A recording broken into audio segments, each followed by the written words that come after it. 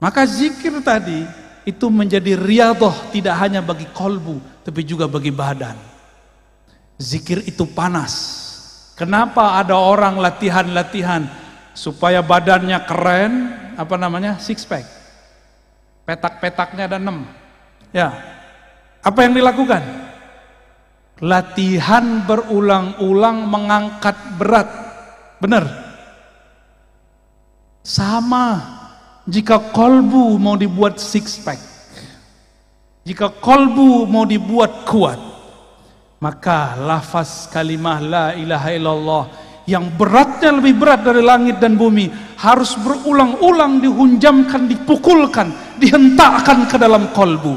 Barulah kolbu itu nanti menjadi lansing, maka dia bergerak sangat lincah, cepat tanggapnya. Betapa naifnya manusia untuk mencari uang. Dia berangkat pagi pulang malam, berangkat pagi pulang senja, berangkat pagi pulang petang. Tapi untuk mencari kenikmatan yang ada di dalam kolbu, mereka tidak mau berangkat seperti itu. Tapi saya lihat yang hadir malam ini dari berbagai negeri. Semoga termasuk orang yang ingin kolbunya six pack ya. Amin. Nanti kita kasih oleh-oleh, tolong diamalkan nanti kalau pulang. Ba'da sholat baca dengan teknik yang kita kasih nanti. Biasanya saya baru kasih kalau orang yang sudah zikir ya hayyu ya qayyum 40 hari. Tapi khusus untuk orang Banjar atau orang yang hadir malam ini, kita berikan dengan mudah karena Sayyidina Ali telah mempermudah. Guru kita Tuan Guru Wildan juga sudah mempermudah ijazahnya, insya Allah. Jadi rumus kalau orang mau ahli dalam kolbu sama seperti rumus jika ingin kuat secara badan. Betapa aneh orang sakit jantung, katakan dokter sama dia, wahai Tuan, supaya sehat jantung Anda, jalanlah setiap hari 30 menit. Benar, jalanlah 1 jam, jalanlah 1 kilo 2 kilo.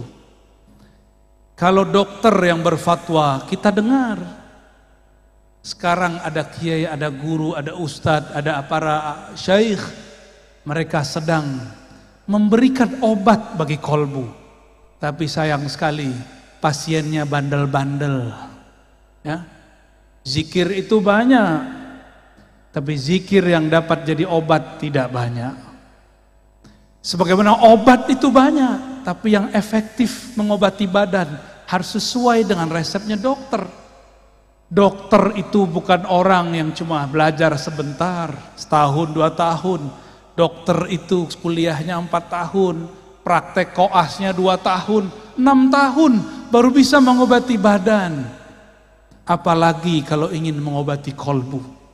Kalau jam terbang kolbunya sebentar, bagaimana ia akan menghendak mengobati kolbu? Maka anak-anak kita kalau mudanya sibuk bermain, nonton, nge-game, jadi apa nanti dia kalau dewasa? Kalau bapak-bapak ini masih sibuk nonton, bagaimana nanti dia ketika ajal datang? Harus punya satu waktu dia berkhalwat, bersepi-sepi dengan Allah Subhanahu wa ta'ala. Maka Nabi berkata kepada Sayyidina Ali, ya Ali ghammid ainaik, wahai Ali pejamkan matamu. Lalu isma' minni salasan, dengarkan aku baca la ilaha Allah 3 kali. Ini diperdebatkan caranya. Isma' minni ini apakah setiap baca la ilaha illallah lalu kita ikuti la ilaha illallah, atau tunggu dulu sampai selesai la ilaha 3 kali baru kita ikuti? Ini perbedaan ahli thariqah. Saya dapat dua-duanya. Ada guru saya mengatakan kul la ilaha illallah, kita baca la ilaha illallah sampai 3 kali.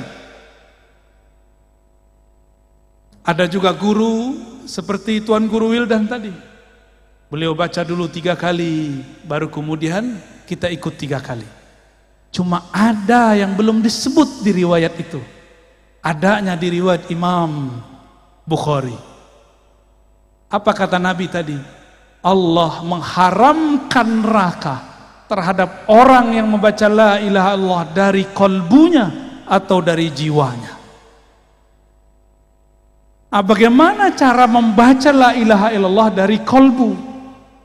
Inilah pegangan Syekh Arsyad, Abah Guru Sekumpul Syekh Abdul Somad Falembani, yang dulu bersambung sanad mereka kepada Tuan Syekh di Madinah, Muhammad ibn Abdul Karim As-Sammani.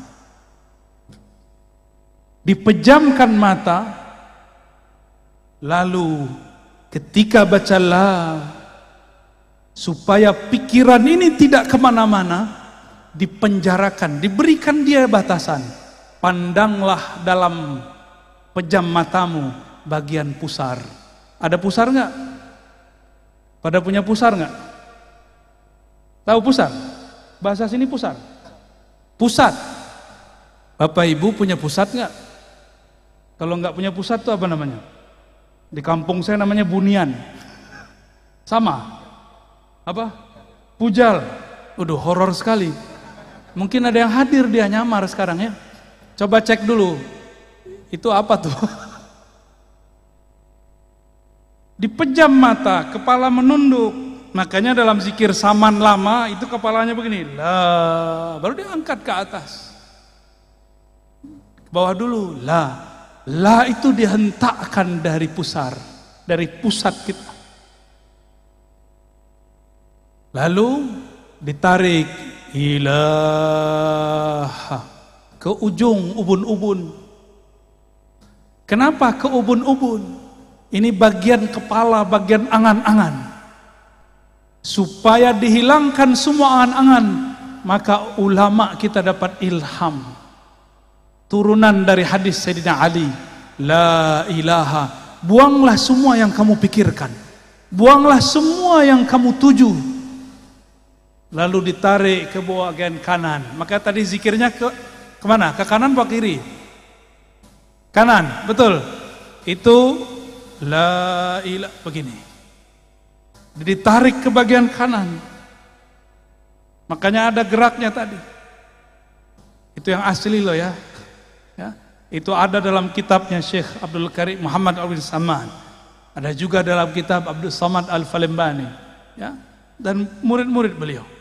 Dibawa ke kanan, baru dihunjam, dihentakkan ke dalam kolbu.